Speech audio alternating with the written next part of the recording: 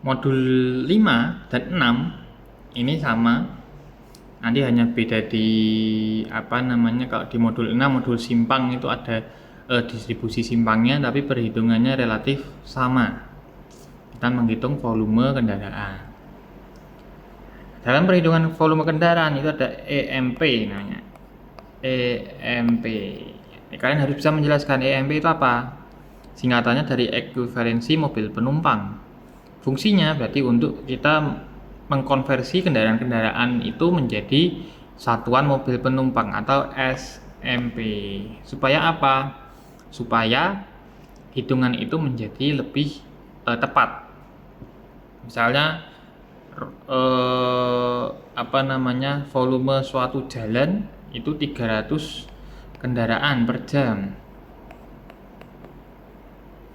Nah, ini 300 motor dengan 300 bis besar itu kan beda.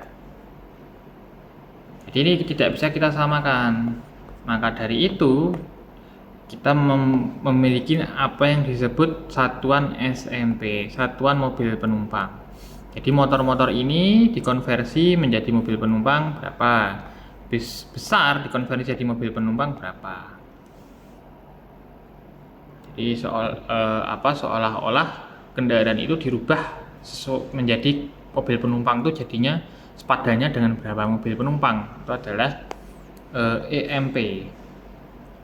Nah, sekarang EMP sama bobot di hambatan samping itu sama atau beda? Nah, jawabannya adalah beda. Kalau bobot tadi adalah aktivitas, jadi EMP itu tidak sama dengan bobot. Bobot itu hanya di hambatan samping. Jadi di hambatan samping itu nggak ada EMP, adanya bobot. Nah, karena ini adalah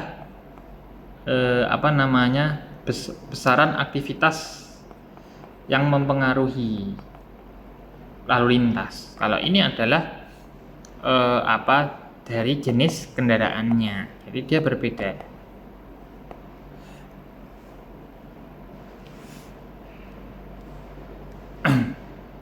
Kemudian dalam perkotaan itu kan hanya ada sampai kendaraan sedang atau KS. Paling besar itu kan KS. Perkotaan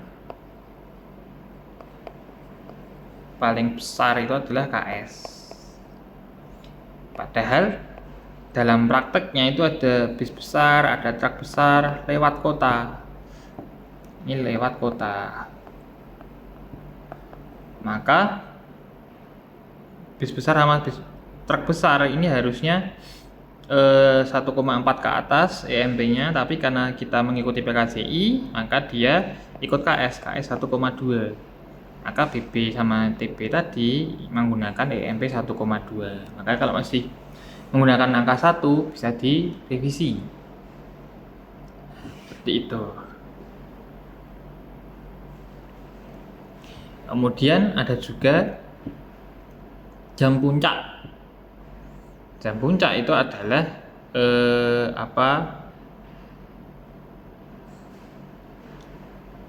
volume terbesar dalam waktu 1 jam di antara data-data yang kalian survei gitu. Jadi ada jam puncak.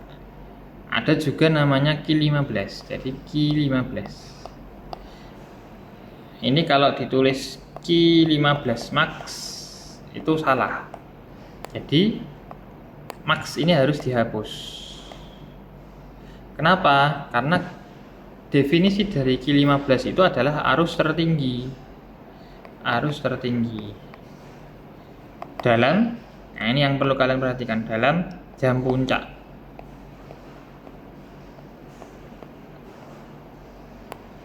Jadi arus tertinggi 15 menit dalam jam puncak.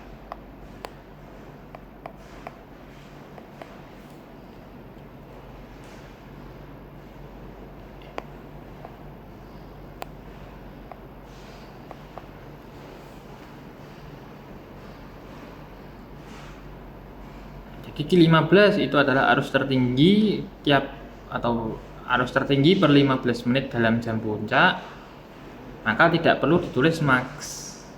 Nah, dengan definisi ini, kalau semisal saya punya jumlah data seperti ini, misalnya ini, kemudian jumlah data volumenya itu sekian.